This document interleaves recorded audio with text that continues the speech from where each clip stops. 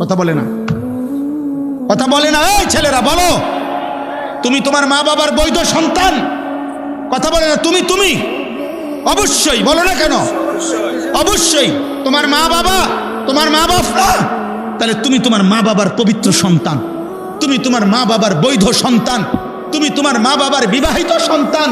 তাহলে তুমি যদি চরিত্রহীন হও, এই কোরআন ওয়াদা দিছে, খোদার কসম আল্লাহ বলছে, আয-জানি লা ইয়ানকিহু ইল্লা জানিয়াতান আও মুশরিকা।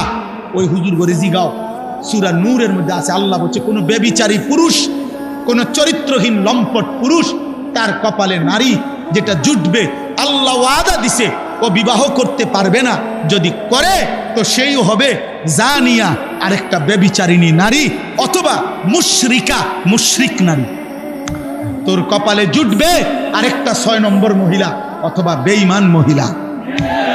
তখন বুঝবা